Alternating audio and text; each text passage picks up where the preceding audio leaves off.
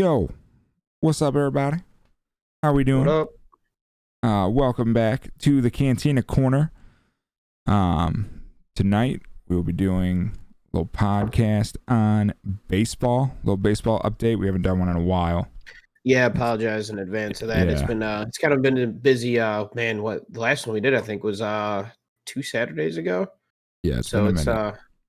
yeah, it's been a little bit busy here. And obviously, Adam doesn't usually host these with us, but he's been doing some traveling himself, so he hasn't been Yeah. jumping on the other podcast with us as well. That's kind of goes to lend itself how busy it's kind of been here a little bit. Yeah, it's been a hectic week. Obviously, we had the NFL draft this last weekend, so I know me and you particularly watched a lot of that. Probably going to be doing a football podcast here soon. We'll break down kind of just a light touch on some of the main draft picks, and then get into some of the football preview for the upcoming season. But as always, I just want to mention our sponsor, Raise Energy. Go on the website, use Cantina Corner at checkout for 15% off. We've said this before. It's just as good of a deal as Geico gives you on insurance. Yep. Just as good. Almost unbeatable. This could be our little gecko. There he is. That. See that? 15%. Could save you more on Raise Energy products. Yep. Go do it. Do it. But yeah, baseball update. Lindor's still sucking. DeGrom's still a beast. And the Indians are 500. Go. Yep. So one injury that really hurts me is Dustin May, Tommy John. Oh, yeah. That just came down. This kid, we knew last year he had electric stuff, but he had just some work to do. I mean, it's a young kid. You know, that two-seamer he's got is nasty. Everything he's got is nasty. But the two-seamer's movement at fucking 95 plus is just absolutely insane. It's insane. This was the year that they broke camp with him as their fifth spot, their fifth rotation, passing up David Price, and I forget the other guy. Doesn't even matter, whoever he was. Doesn't matter. Dustin May is the future, and the Dodgers were rolling with it. They wanted him to get them reps in and get that, just fine-tune everything. Because, again, like you just said, his stuff is electric. It was just kind of putting all the rest of the pieces together to be a major league pitcher. And this year he was really doing that. He was really coming around to doing that. And so it really sucks. I seen part of the video. He was throwing, I think it was against the Brewers, 28 pitches in. You could see signal to the bullpen. They came out and it was pretty bad. They said that he just had a shooting pain down his arm, and they got that MRI. Was it yesterday or earlier today? 2 days ago, I think. Or 2 days ago? Okay. Yeah. But yeah, so Tommy John surgery. So we're looking at him not being back till maybe late next year, unless he's one of those guys that what's the timetable for Tommy John? I know it's at least 12 months. Yeah. Does it go to about a year, year and a half? It's like 12 months to begin rehab. And that's an optimistic 12 months too, right? Usually it's a little bit longer, I believe. Chris Sale's a perfect example. I mean, he had it 2 years ago. I mean, he got the COVID season. You didn't really think about him being gone, but I mean, he's not. I don't even think he's throwing yet. No, I haven't seen any updates on him. Not that I've cared to look either, but I'm trying to remember. Was Luis Severino? Did he have Tommy John too? Yeah. Yeah, and he should be coming back this year, like mid to late summer, sometime. But that was like a year and a half. I mean, that's been like a year and a half now too. So yeah, you're almost in jeopardy for 2 seasons. Yeah, you know. That's why I was reading an article earlier that was saying. That's why I kind of brought it up, because it was like, damn, this is a long timetable. That depending on how the surgery goes and then rehab progresses and all that, he might not be pitching until 2023 for the Dodgers, which. Yeah. For a young arm like that, really, like how electric his stuff looked, it was like, that just sucks for baseball fans as a whole to see this kid like go down. Because, like I said, it hits me personally because I have him on my fantasy team. But should have traded him to me. I know I should have now. Yeah, I'm trying to think of a guy I can think of that came back from Tommy John fast. The only one I could think of is Corey Seager, but he's a shortstop, so it's a lot different. Yeah, totally different. Yep. And he honestly wasn't 100% until late last year, because at least his bat. It took his bat a while to come around, even though he was playing. Yeah. Which now he's just a fucking boss again. So he is. Yeah. Luckily for my fantasy team. Right. But yeah, that does suck. Dustin May is one of the top pitchers in the league coming up. Yeah. He's definitely that next wave of elite pitchers, I think. For sure. It sucks too. I mean, the fucking Dodgers have two of them. They got Walker Buehler and Dustin May are their future. Yeah. So yeah, hopefully he comes back and is good. I know Tommy John isn't what it used to be, where it's like you got Tommy John, you're just done. It was almost a career ender. Yeah, I mean, I want to say Mike Clevenger had it 3 times, and I think it was the third time that the Angels were like, "We're done with you," and the Indians just took a shot on him. Yeah, that's how we got him in that throwaway. He was literally just a throwaway part. Like, yeah, here, just take him, and yeah, he's turned out to be great. So hopefully he comes back good. Hopefully he doesn't. Some guys it just lingers. So yeah, he's young, so I think it should be all right. Yeah, hopefully. Then another big injury for the White Sox, that Luis Robert. Oh, he's going to be out. He's got grade 3 right hip flexor strain. I don't really know a whole lot of what that is, but I saw the timetable on that is 12 to 16 weeks for that. Yeah, I saw it was 3 to 4 months is what the White Sox put out. That's crazy. So he's that hurt. Pushing being done for the year, honestly. And he was lighting it up for them. This dude he's another one of that young core that they got that just been lighting it up, and that's gonna be a tough injury for them. I was watching that game because it was ironically enough against the Indians, and it was Sunday afternoon, and when he tagged first, you could like see, you know how you can like kind of see when something like snaps in the leg and it just like vibrates the whole leg. Yeah. And then after he had tagged first with that leg, he never put that leg back on the ground. He just kind of hopped. And I was just like, oh, okay. I was like, so that was what I thought it was. Yeah. Like, did he kind of wince too when it happened? Yeah, like, dude. And he went down. He went down in like a world of pain. I thought he had tore his ACL. Man. So, I mean, yeah, it wasn't a pretty injury, especially when it's non-contact. You're fucked. Yeah. You know. Yep. So that's gonna be tough. Yeah, I don't know who they really got in the wings to kind of put in for him. It's a lie. I did read something earlier that that Brian Goodwin. Yeah, that's what I was gonna say. Was he from the Nationals? Right, he played with the Nationals for a little bit last couple seasons. They signed him on Tuesday. Yeah. So he looks like he's going to be stepping in, but I know that's obviously not going to be a long-term solution there. Because depending, too, on him coming back from that injury, that could be one that, like we talked about with Tommy John, could be nagging as he comes back. Because when he comes back, too, they're not going to be 100% every game. He's going to be day-to-day without being day-to-day. Play a game, sit, maybe just DH him, too, or something like that. So. Yeah. They also, I know he was in camp with them. I don't know if Billy Hamilton's still on their team. Okay. But they did have Billy Hamilton in spring training, so that could be an option too. Have him, platoon out there every now and then. So yeah, it's a tough one. I mean, as an Indians fan, I don't want to say I'm happy to see a guy get injured, but it does help the tribe, and the tribe needs help right now. They need anything they can get. Yeah. So let's see what we got. DeGrom going on the IL today. Dude. Yeah, I saw that he got scratched. Yeah.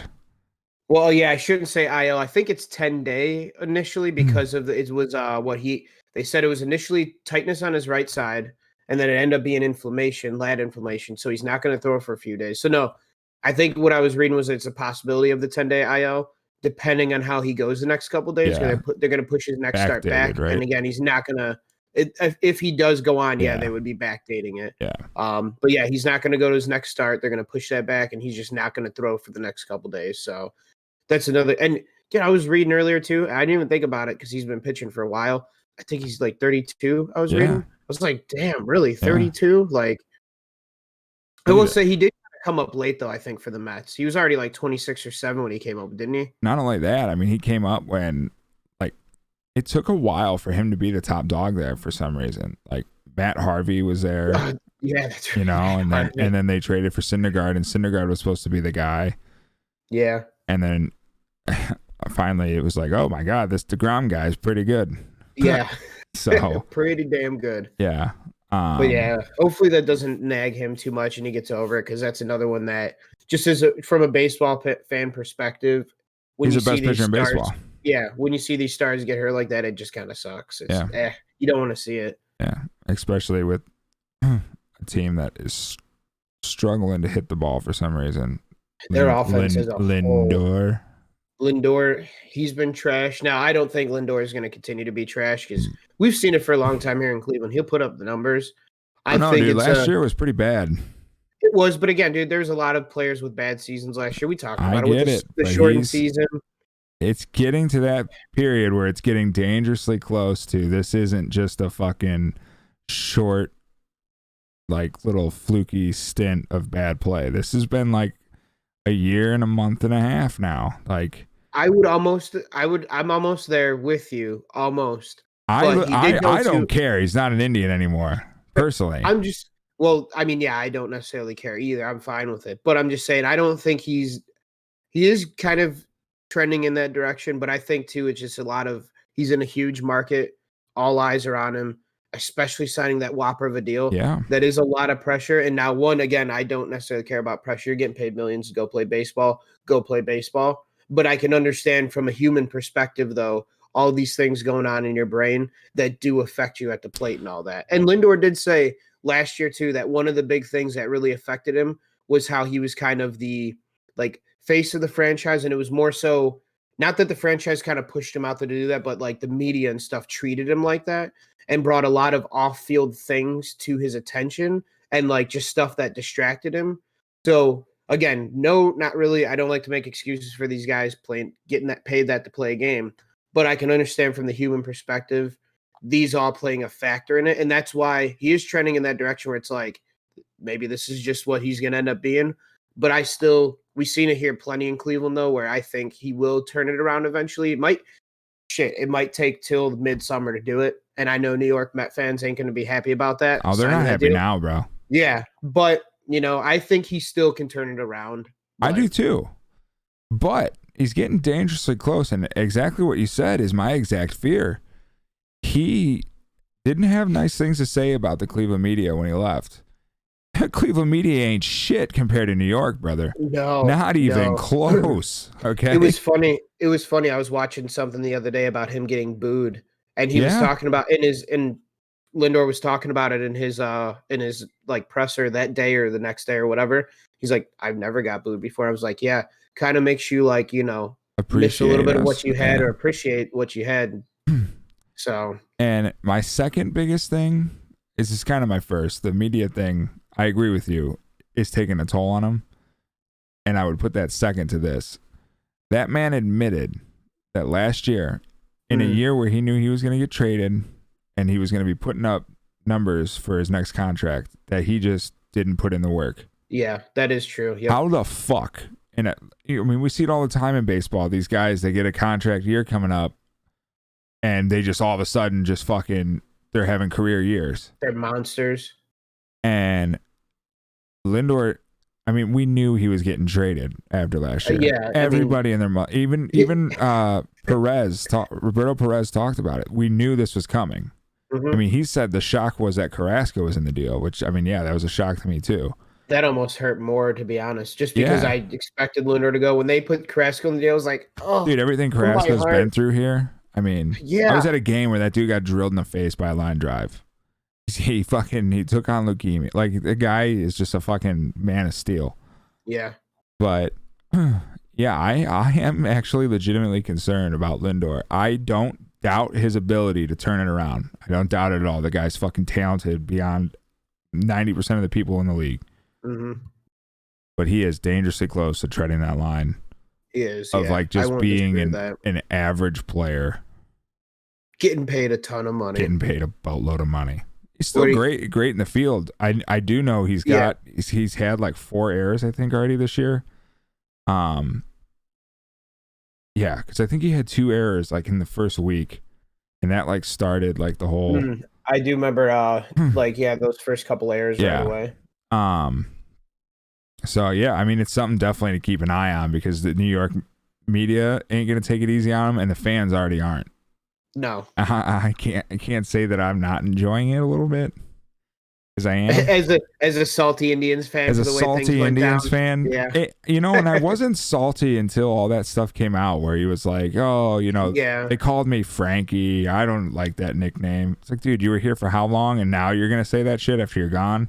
He could have said something like from the get go. The guy comes out and says he didn't put in the work the last year he was with us.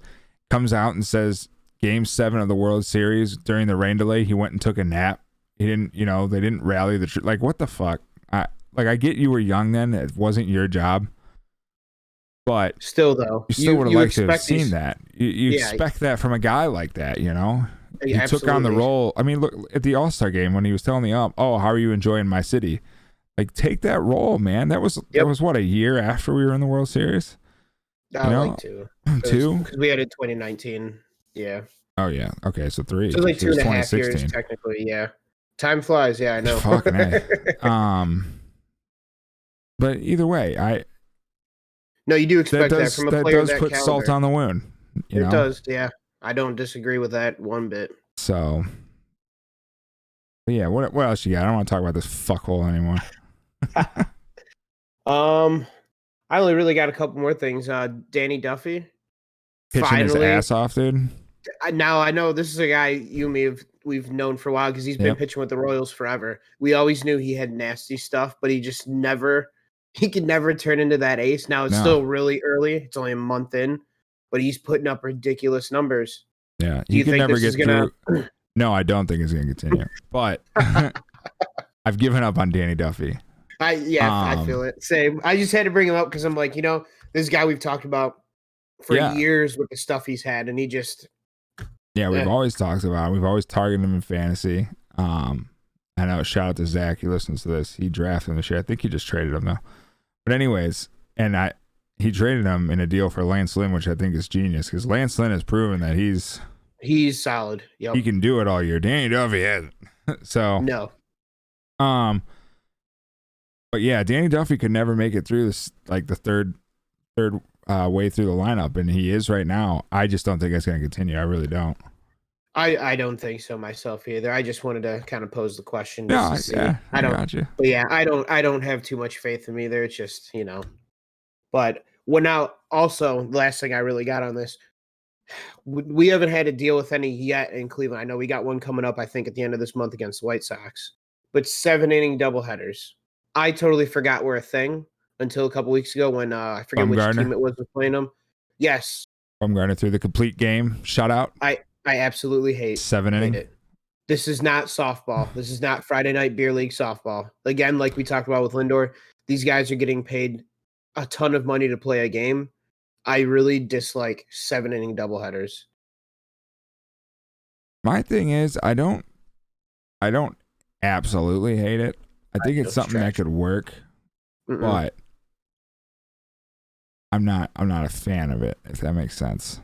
I don't want to see it, but I am open to the possibility. Like, okay, I understand where their thought process is. Let's save these. Like, I mean, doubleheaders really hurt the bullpen. Like, if you get shelled in the first game, whoever the starter is for the second game, listen, if you get fucking rocked, you're just gonna have to fucking deal with it because I can't throw the entire bullpen in one day.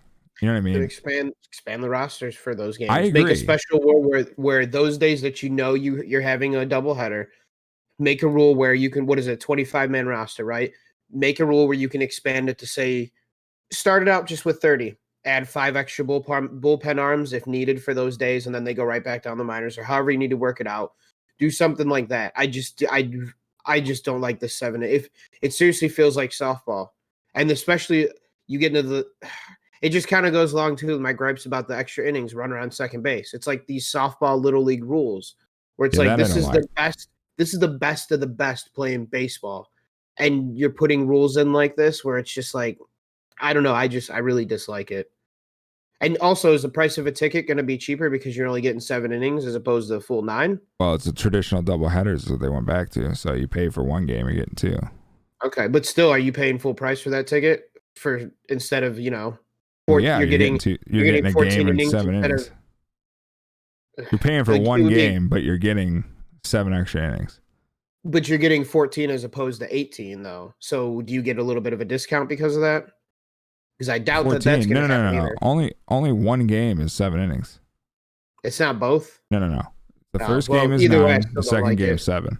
Okay. I still don't like it, but... Yeah, no, it's not 14. Okay. So I was like, wait a minute, what? I was thinking both both the first game and second game were 7 innings. No, I'm pretty sure it's only the rescheduled game because they don't schedule these out. So, if you have a rescheduled doubleheader, that rescheduled game will be 7 innings. Okay. Well, it's still giving me a discount on the 2 innings I'm missing out on. So. Well, you're getting an extra 7 innings. So you never really missed out on anything. Yeah, you're missing out. I know. There's supposed to be 2 extra innings in there. So. How many baseball games you watched this week? It's been a busy week. It's been a long week. Okay? It's been a long week, yeah. The only reason I'm open to the idea is because it doesn't really affect the flow of the game that much. Like putting a runner on second. No. Putting a runner on second immediately affects the game. Immediately. It does, yeah. Cutting 2 innings off the game doesn't immediately affect the game. So I get that. That's why I'm like open mind to it. I'm not. I get that aspect for sure. I just still don't like a complete game shutout in 7 innings, dude. That should be its own stat. It should be, and that's another thing I didn't think about either. Is they're not crediting him with that because it's a 7-inning game and not a full 9. They shouldn't. Well, no, but if you're going to make that rule, you should. I don't know. I feel like he deserves credit for it, even if it being 7 innings. They're the ones who made the rule. Don't discredit the guy who went out there and did the work. I get it's 7 innings compared to the 9, but I'd be fine with it if they gave it to him. But I mean, I get maybe doing a separate stat for it as well because it is 7 compared to 9. I get maybe but I don't know. Just the fact that they're not next to his complete game numbers, just put an asterisk. One game like in 7 or something like that. But they're just not crediting him with anything. So it's kind of like, that's kind of bogus. But yeah. I don't know, whatever. Like I said, when it comes to baseball, I do get super like Bumgarner's done anyway, dude. So that's the last time we'll hear his name. Yeah. Sucks. It's all right. I've seen the best highlight of his career. Yeah, dude. That was one of the best games. We'll let people know. What year was that? 2017. 2017, yeah. Yep. Nick came out with me and my fiance to Arizona for Indian spring training. And we went to opening day, Diamondbacks versus Giants.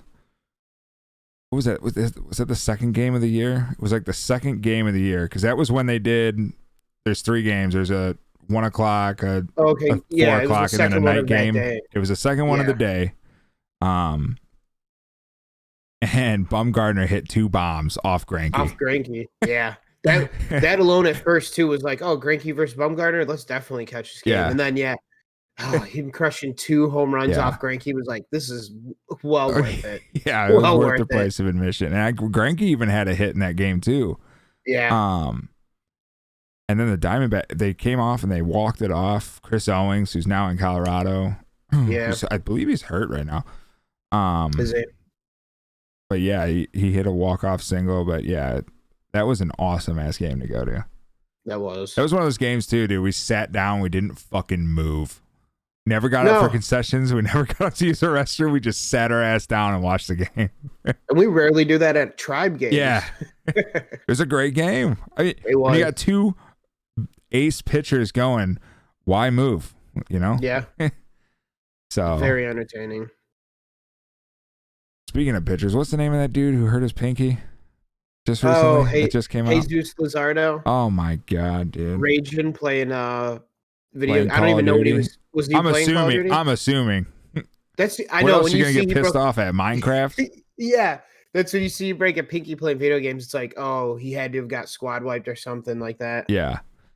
So that I mean, it's unfortunate. I don't know how long he's out for if they put a timetable on it or anything, but he's a pitcher. I'm sorry, that's worse than Bauer too with his drones. Yeah, and Bauer's was an actual legitimate accident. The fucker tried to go out there and pitch, dude. I got absolutely no gripes against Bauer. How you break your finger playing video games? So it's like if you're really raging, dude, like that's your moneymaker. You're a pitcher. These are literally your moneymaker. Yeah. What are you doing? Yeah. Crazy. Got anything else? No, that's really all about I got. Yeah, there really isn't much else. I mean, you got the Red Sox still leading the East. You got the Royals still leading the Central, Yeah. which that team still looks good. Like, I didn't think they were going to be as good as they are, but they're still, that offense is pretty solid. Offense is solid. They're getting good pitching right now. Yeah. It's something the White Sox are not getting, we should point out. Giolito's in a little bit of a funk. Yeah, he's in a little bit of a stretch right now. I think didn't even he'll pull out watch of it, but whew. I didn't have time to, but I was like, I'm not even going to watch this Tribe game because we're playing Giolito with no way we're going to win. Now, we didn't score all our runs off Giolito, but we did end up winning that game like 5-1. But yeah, he's in a little bit of a rough stretch. You still got the A's out leading the West, which dude, Ramon Laureano looking like he's a stud outfielder right now. That dude is just doing it all. He's a monster defensively. Like we said last podcast, he's still in the league. He's tied with league in stolen bases with 8 right now. So he's great on the base paths. That dude, beautiful. He's become one of my favorite outfielders. I can see it. Matt Olson's becoming one of my favorite first basemen, dude. They got He's some been good hitting players. the fucking shit out of the ball. I just need Matt Chapman to step it up, dude. Right. They got some good players, though. The A's always seem to pump out just good players. Yeah. It's nice. They can never keep them around. They're kind of like the Indians in that regard. They get these guys come up through their farm system, studs when they come up, and then they got to trade them because they got to trade them and replenish their farm system. And that's what it is. I mean, Chapman, that was the whole reason they traded Donaldson. Mm-hmm. So yeah, just gotta be smart with it. You got Nationals leading the East at 500 right now, which is weird. It's still early though, mind you, still early. But Brewers leading the Central, tied with St. Louis there. Nobody wants to win that division. Nope. And then the Giants, they're tied for first between the Padres and Dodgers. But I wouldn't have even thought, even this early in the season, that the Giants would even be up there with the Padres and Dodgers. I believe we said that in our preview. We said that they're a team that could start hot, but they're going to be definitely nowhere near that at the end of the year. But they could start hot. Yeah. No, yeah, I don't think by the end of the year they'll still be up there, but it's still, they're right now they're holding their own with them. Kevin Gausman is pitching like a fucking true ace right now. Yeah, he's pitching his fucking ass off.